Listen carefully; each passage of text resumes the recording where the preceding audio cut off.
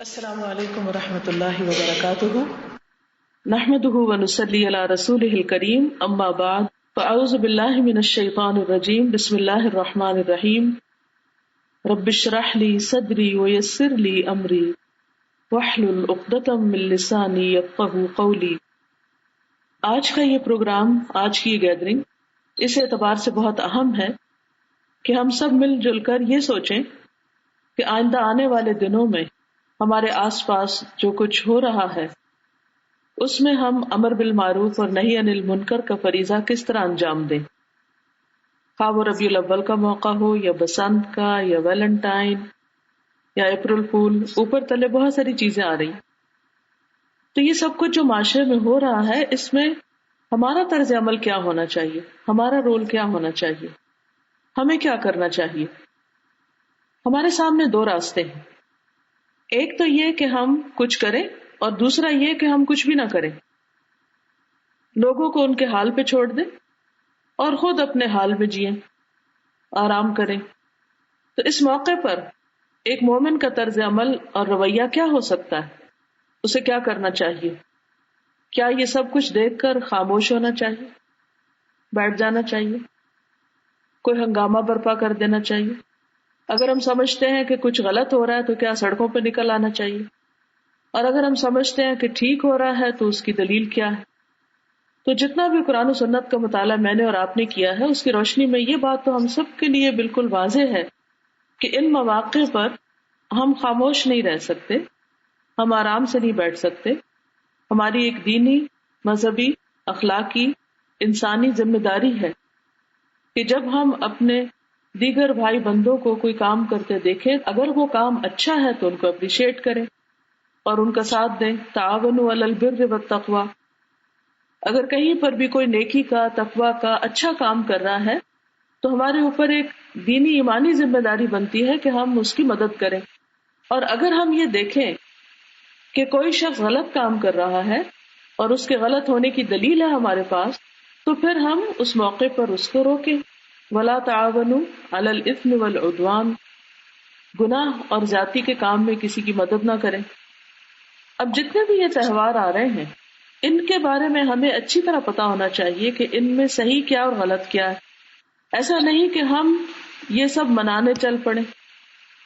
مثلا ربیع الاول میں جو کچھ لوگ کر رہے ہیں تو ہم بھی ان کا حصہ بن جائیں اور ہم اس موقع پر وہ کام کرنے لگے کہ یوں محسوس ہونے لگے کہ گویا ہم بھی شریک ہو گئے ہیں اس مہم میں اور اس میں شامل ہو گئے اور اس کا حصہ بن گئے۔ اور اگر ہم کچھ بھی نہ کریں تو یہ ظاہر ہو کہ ہمیں اس سے کوئی سروکار نہیں، لوگ جو چاہیں کریں، ہمارے اوپر کوئی ذمہ داری عائد نہیں ہوتی۔ تو ایسا نہیں ہے، ہمیں جو صحیح ہے اس کی دلیل معلوم ہونی چاہیے اور جو غلط ہے اس کا پتا ہونا چاہیے کہ وہ غلط کیوں ہے، اور صحیح ہے تو ساتھ دیں، غلط ہے تو اس کو روکیں، اور پھر یہ ہے کہ اس کا کوئی آلٹرنیٹ پیش کریں۔ تو پہلا کرنے کا کام تو یہ ہے کہ ہم میں سے ہر ایک کو خود معلومات ہو ان سب چیزوں کے بارے میں کہ یہ سب کچھ ہے کیا اور کیوں کیا جا رہا ہے۔ دوسری بات یہ ہے کہ اس کے بارے میں لوگوں کو صحیح راہ دکھائیں، صحیح نقطہ نظر بتائیں ان کو کہ انہیں کیا کرنا ہے اس موقع پر، اسلام اس بارے میں کیا کہتا ہے۔ مثلا ربیع الاول کے بارے میں قرآن مجید میں کیا آیا؟ کچھ بھی نہیں۔ نبی صلی اللہ علیہ وسلم نے کیا فرمایا؟ کچھ بھی نہیں۔ تو پھر یہ اتنا ہنگامہ کیوں؟ اور اگر لوگ محبت اور عقیدت میں یہ سب کر ہی رہے ہیں تو پھر ہمارا فرض کیا بنتا ہے کہ اس محبت اور عقیدت کو چینلائز کریں اور نبی صلی اللہ علیہ وسلم سے لوگوں کو متعارف کرائیں، آپ کے طرز زندگی سے متعارف کرائیں۔ محبت کے نام پر جو غلط کام کیے جا رہے ہیں ویلنٹائن کے نام سے، اس کے بارے میں ہمیں خود علم ہونا چاہیے اور پھر دیکھنا چاہیے کہ لوگوں کو ہم کس طرح چینلائز کریں۔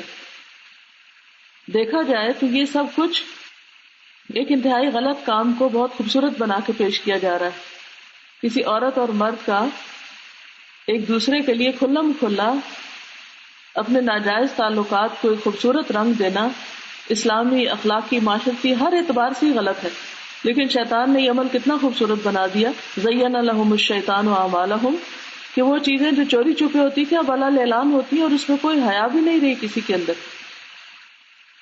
تو اس چیز کی وجہ کیا ہے؟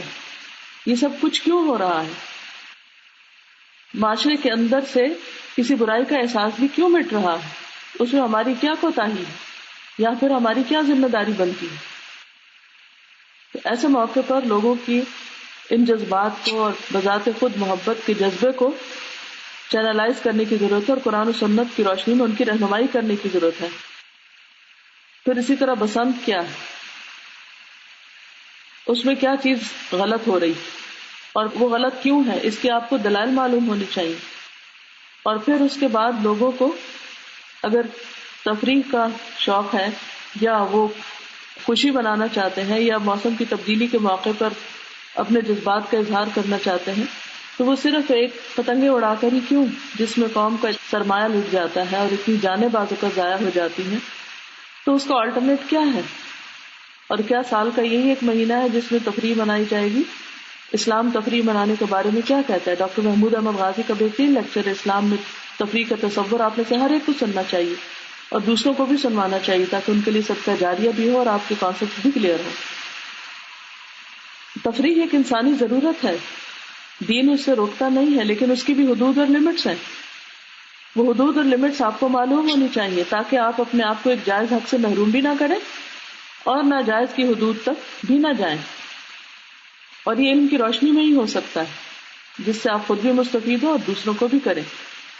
اور اس تفریح کو معمول تو نہیں لیکن ضرورت کے مطابق ایک حصہ ضرور رکھیں اپنی زندگی کے کام کاج میں کہ جس میں آپ تفریح کے لیے وقت نکالیں. اور مومن کا تفریح کا نقطہ نظر کیا ہوتا ہے تاکہ پھر وہ تازہ دم ہو کر پھر اپنے کام کی طرف زیادہ بہتر طور پر لوٹ آئے، کیونکہ طبیعتیں اکتا جاتی ہیں مسلسل ایک ہی طرح کا کام کر کر کے، خواہ وہ کتنا ہی اچھا کام کیوں نہ ہو، چاہے قرآن پاک کی تلاوت ہی کیوں نہ ہو یا نماز پڑھنا ہی کیوں نہ ہو، عبادت کا ہی بہترین کام کیوں نہ ہو. انسان کو اللہ تعالیٰ نے بنایا ایسے کہ کوئی بھی کام جب وہ مسلسل کرتا ہے تو اس سے تھک جاتا ہے، تو اس کو ایک بریک کی ضرورت ہوتی ہے.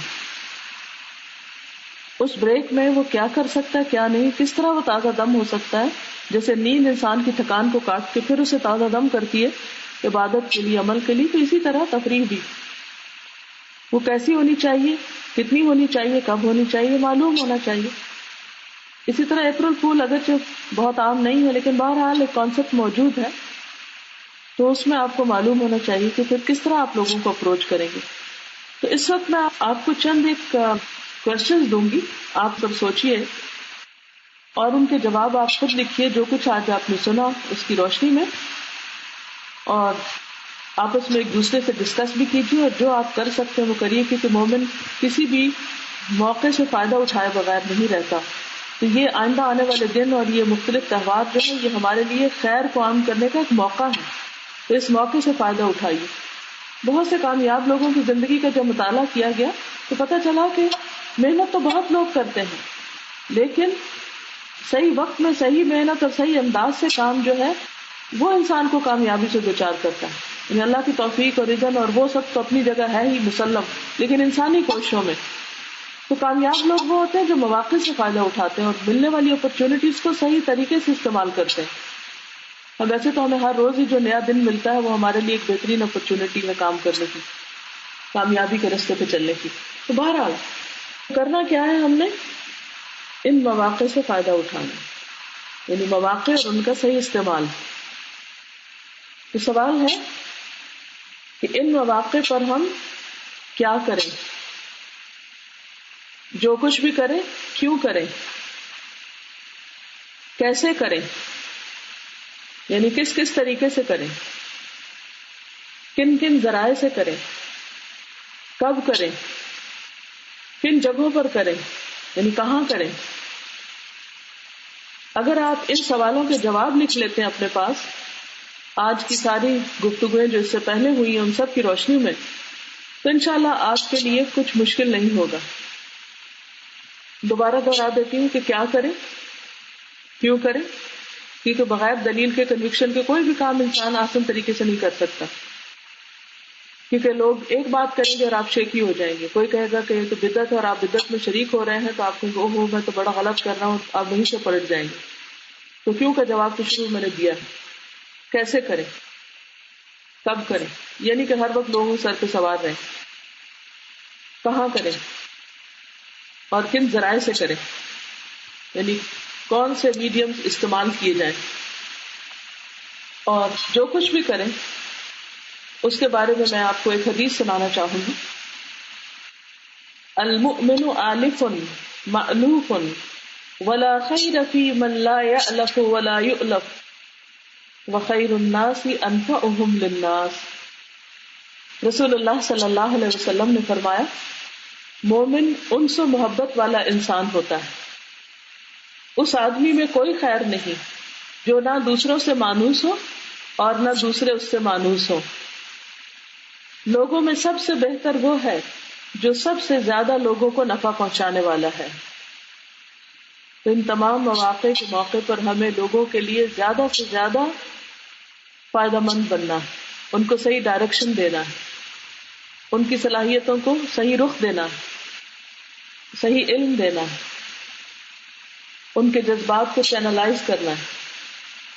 لیکن یہ اسی وقت ہو سکتا ہے جب آپ احسن طریقے سے یہ کام کریں. اسمائل اینڈ سلام، جہاں بھی آپ جائیں مسکرا کے ملیں، دوسروں کی رعایت کریں، دوسروں کے کام آئیں، دوسروں کی خوشیوں میں اضافے کا سبب بنے، دوسروں کے ساتھ خیر خواہی کریں. اور ایک معیار میں آپ کو دوں گی کہ کس طرح آپ اپنے آپ کو پرکھیں گے. آپ چاہیں تو لوگوں کے لیے پھول بن جائیں اور چاہیں تو کانٹا بن جائیں. کوئی آپ سے ملے تو محسوس کرے کہ وہ کسی پھول سے ملا، کسی پھول کے پاس سے گزرا. ایسا نہ ہو کہ وہ سوچے کہ وہ کسی کانٹے کو چھو کے گزرا. تو اپنے آپ سے پوچھئے کہ آپ لوگوں کے لیے کانٹا ہے یا پھول. پھول اپنے آپ میں بھی خوبصورت ہوتا ہے اور پھول باغ کی بھی خوبصورتی میں اضافہ کرتا ہے. لہذا آپ کہیں بھی ہوں اس طرح رہیں جیسے ایک پھول ہو، نہ کہ کانٹا. دوسروں کو چبھنے والی چیز نہ بنے، کاٹنے والی نہ بنے. اللہ تعالی ہم سب کو اس کی توفیق عطا فرمائے. تو انشاءاللہ آج کے اس پروگرام کے اختتام میں آپ سب کے لیے میسج یہی ہے. ایک تو کوشچنز لکھ لیجئے جو میں نے آپ کو بتائے، اور دوسرے یہ سب کچھ کرتے ہوئے مجھے پھول بننا ہے، کانٹا نہیں. اللہ تعالیٰ آپ سب کا حامی و ناصر ہو. اجازت چاہتی ہوں. السلام علیکم ورحمۃ اللہ وبرکاتہ.